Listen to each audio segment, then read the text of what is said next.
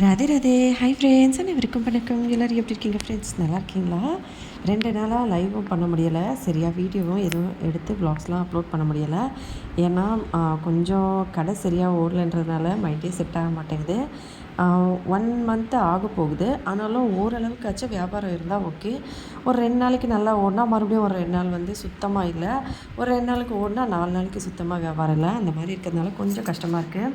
சரி, நம்ம வந்து ரோட் சைடில் ஒரு கேபின் மாதிரி ரெடி பண்ணி போட்டுட்டோம்னா அதுக்கப்புறம் நம்ம வந்து மந்த்லி வந்து அந்த இடத்துக்கு வேணால் வாடகை கொடுத்துக்கலாம் அப்படின்னு சொல்லிட்டு பிளான் பண்ணியிருந்தோம். இங்கேருந்து சமையல் பண்ணி அது கொண்டு வந்து சேல் பண்ணுற மாதிரி. ஏன்னா இங்கே வந்து சமைக்கிறதுக்கு இடம் வந்து நமக்கு கரெக்டாக இருக்குது.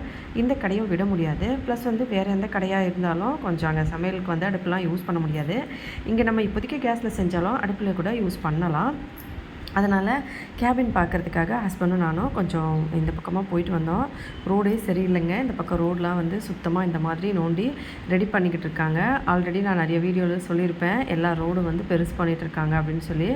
அந்த மாதிரி தான் ரோடே ரொம்ப கொடூரமாக இருந்தது.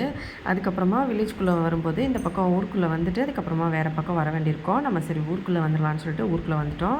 இங்கே வந்து ஃபுல்லாக மாங்காய் மரம், எல்லா பக்கமும் மாங்காய் இருந்ததுங்க. ரொம்ப மாங்காய்னா சொல்லவே வேணும். எல்லாருக்குமே மாங்காய்னா வாயில் வச்சு ஊறும். அப்படி ஒரு மாங்காய் தோட்டம் எல்லா பக்கமும் எங்கேயாவது ரோட் சைடில் இருக்கிறது கீழே விழுந்திருக்கான்னு பார்த்துக்கிட்டே வந்துட்டு இருந்தேன்.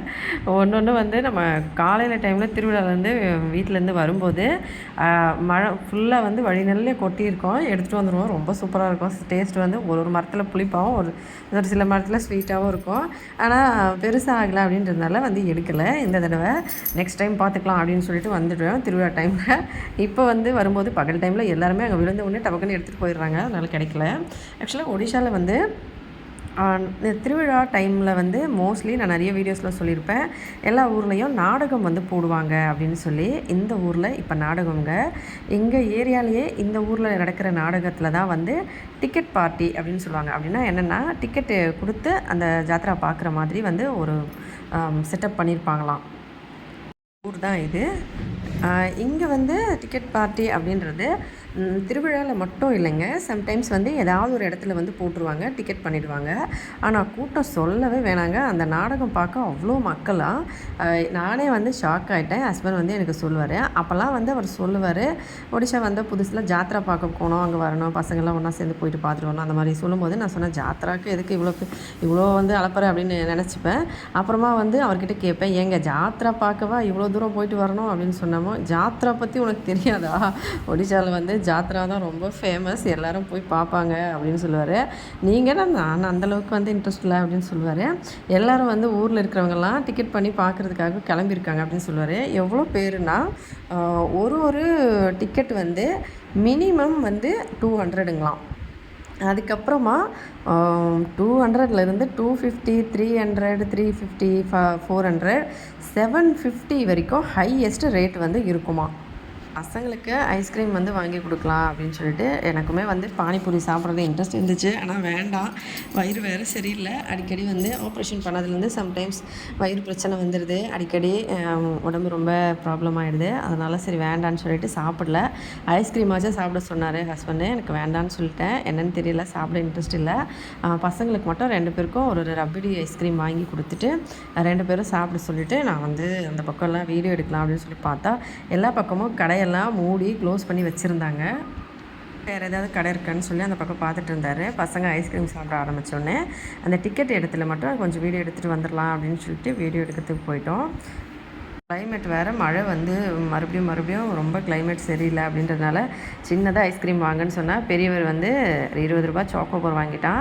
சின்னவர் வந்து 30 ரூபா ரபிடி ஐஸ்கிரீம் தான் வேணும்னு சொல்லி வாங்கிட்டு அதை சாப்பிட முடியல. வண்டியில் உட்காந்து இந்த பக்கமாக அந்த பக்கமாக ஊற்றி சாப்பிட்டுக்கிட்டு இருந்தான்.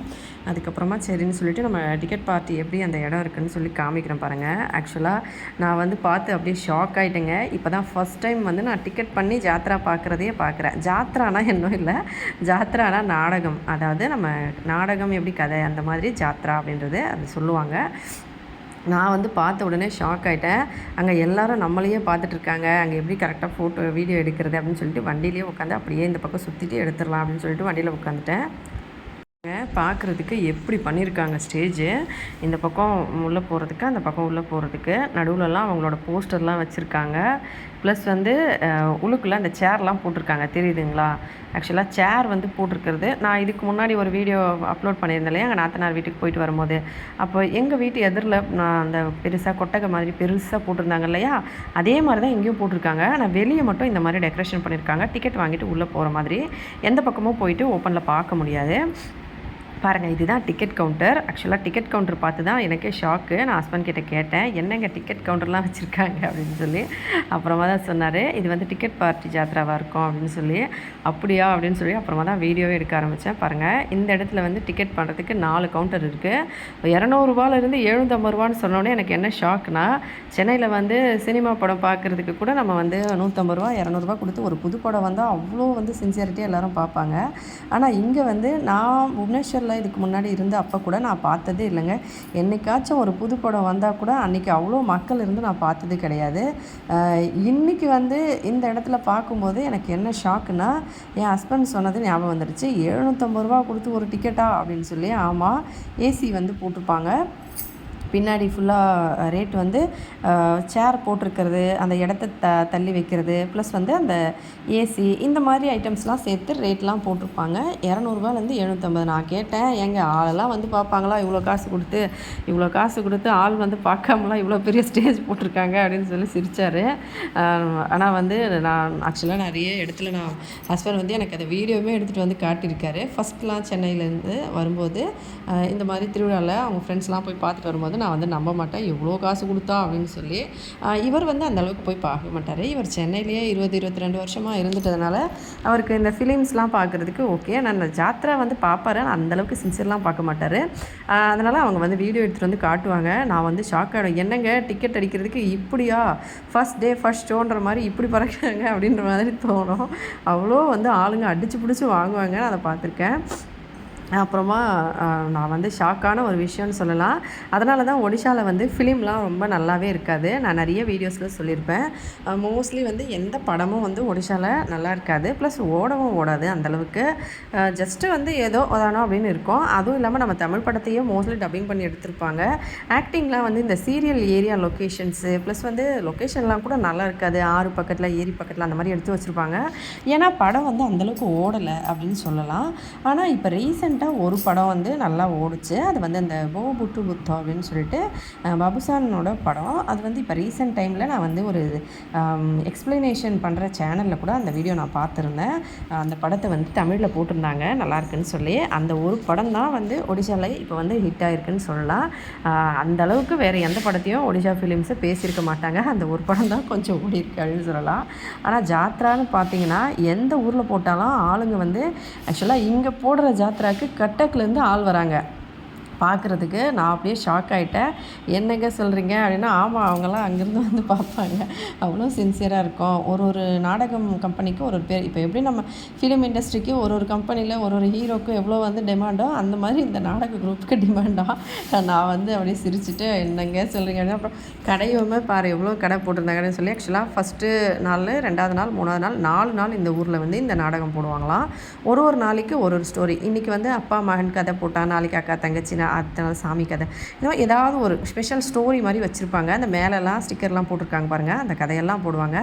என்னைக்கோ டிக்கெட் வந்து வாங்கிட்டு பார்க்கணும். இதுவே வந்து ஃபுல்லாகிடுமா, கவுண்டர் ஃபுல்லாகிடுமா, ஆள் வந்து பார்க்க முடியாத அளவுக்கு இருக்குமா, அவ்வளோ வந்து சீரியஸாக இருக்கும் அப்படின்னு சொன்னார். இப்போ வந்து ஃப்ரீயாக வச்சுருக்காங்க. க்ளீனிங்லாம் பண்ணிகிட்டு இருக்காங்கனால நைட்டுக்கு வந்து ஓப்பன் பண்ணுவாங்களாம். 11 மணிலேருந்து காலையில் 6-7 மணி வரைக்கும் அந்த நாடகம் ஓடுமா. கடையும் அதே மாதிரி செம்ம சூப்பராக இருக்குமா. உள்ளே இருக்கவங்க வெளியில் வந்துட்டு போகிறது, டிக்கெட் காமிச்சிட்டு மறுபடியும் உள்ளுக்குள்ளே போயிடலாமா. சாப்பிட்டுட்டு ஏதாவது சாப்பிட்ணும் அப்படின்னா பிரேக்லாம் கிடையாது, கண்டினியூவாக ஓடிக்கிட்டே இருக்குமா. வியாபாரம் பண்ணுறவங்க வெளியில் கடையை நைட்டு ஃபுல்லாக வச்சுருப்பாங்க. வேணுன்றவங்க எந்திரிச்சு வந்து வாங்கிட்டு மறுபடியும் உள்ளுக்குள்ளே போய் உட்காந்து பார்ப்பாங்களாம். இப்படி தான் இருக்குமாங்க நான் ஜாத்ரா. நீங்கள் என்ன நினைக்கிறீங்கன்னு சொல்லி எனக்கு கமெண்ட்டில் சொல்லுங்கள். ஆக்சுவலாக நான் வந்து சின்ன பொண்ணாக இருக்கும்போது பாட்டி வீட்டுக்கெல்லாம் போயிட்டு வரும்போது திருவிழாவில் நாடகம், ஊர்லெலாம் நாடகம் போட்டாங்கன்னா சின்சியராக கொஞ்ச நேரம் பார்ப்போம். அதுக்கப்புறம் தூக்கம் வந்துடும், தூங்கிடுவோம். சினிமா தேட்டரில் படம் போது யாராச்சும் வந்து கூட்டிகிட்டு போயிட்டு வராங்க அப்படின்னா ஒரு ஜாலியாக பார்ப்போம். பெருசான அப்புறமா ஓகே ஹஸ்பண்ட் கூட சேர்ந்து படம்லாம் போய் பார்த்துட்டு வருவேன் சென்னையில். ஆனால் இந்த அளவுக்கு சின்சியராக நாடகம் நாடகம் பார்ப்பாங்கன்னு எனக்கு தெரியவே தெரியாதுங்க. நீங்கள் எத்தனை பேர் உங்களுக்கு எத்தனை நாடகம் பிடிச்சிருக்கு, எத்தனை நாடகம் பார்த்துருக்கீங்கன்னா கவுண்ட் இருந்தால் எனக்கு மறக்காமல் கமெண்ட்டில் சொல்லுங்கள். எனக்கு இது ஒரு பெரிய ஷாக்கிங். நீங்களும் இதை ஷாக்கிங்காக நினச்சிங்கன்னா எனக்கு கமெண்ட்டில் சொல்லுங்கள். இல்லை இது ஓகே எல்லா ஊர்லேயும் இருக்குது அப்படின்னா சரி அதையும் சொல்லுங்கள். ஒடிஷா பொறுத்த வரைக்கும் நாடகம் அப்படின்றத நீங்கள் யூடியூப்பில் கூட செக் பண்ணி பார்க்கலாம். ஜாத்ரான்னு போட்டிங்கனாலே 4 மணி நேரம் 5 மணி நேரம்லாம் ஒரு வீடியோ போட்டிருப்பாங்க சம்திங் ஒரு சேனலில். அதெல்லாம் பார்க்க இது என்ன நினச்சி பார்க்குறாங்கன்னு தெரியல. ரியல் ஸ்டோரி மாதிரி இருக்குதுன்னு நினச்சி பார்க்குறாங்க போல். அதுக்கப்புறமா வீட்டுக்கு கிளம்பி அங்கேருந்து வந்துட்டோங்க. கொஞ்சம் தூரம் வந்தவுடனே மறுபடியும் மழை பெய்ய ஆரம்பிச்சிருச்சு. ஐஸ்கிரீம் வந்து ஃபுல்லாக ஒழுகுதுன்னு சொல்லி வண்டியை நிப்பாட்ட சொல்லி ஒரு ஒரேடியாக நான் சாப்பிட்டு முடிச்சிடுறேன் அப்படின்னு சொல்லிட்டு சாப்பிட்டான். அப்போ கூட முடியலை, அவங்க அண்ணனுக்கு பாதியை கொடுத்துட்டான். அதுக்கப்புறம் அங்கேருந்து கிளம்பி வந்துட்டோம் வீட்டுக்கு. அதுதான் ஃப்ரெண்ட்ஸ், மழை பயங்கரமாக வர ஆரம்பிச்சிருச்சு. நானும் வண்டியிலேருந்து இறங்கி பையன் ஐஸ்கிரீம் சாப்பிட்றதுனால கொஞ்சம் நேரம் நின்றுட்டு இருந்தோம். அந்த இடத்துல தான் இந்த வீடியோ எடுத்துருந்தேன். ஆக்சுவலாக கேபின் பார்க்க வந்தோம். அது வந்து செட் ஆகாது, சுத்தமாக நல்லா இல்லை, ஒரு மாதிரி உடஞ்சி டேமேஜ் மாதிரி இருக்குது. அதே வந்து எக்கச்சக்கமாக ரேட் சொல்கிறாங்க. நம்ம வந்து ரோட் சைடில் வாடகையே பார்த்துக்கலாம் அப்படின்னு நினச்சிட்டு அங்கேருந்து வந்துட்டோம். வீடியோ பிடிச்சிருந்தால் லைக் பண்ணி ஷேர் பண்ணி சப்ஸ்கிரைப் பண்ணுங்கள். ஹெல்த்தியாக சாப்பிட்டு சந்தோஷமாக சேஃபாக பத்திரமா வருங்க. இதே மாதிரி இன்னொரு வீடியோவில் பார்க்கலாம் ஃப்ரெண்ட்ஸ். நன்றி, வணக்கம்.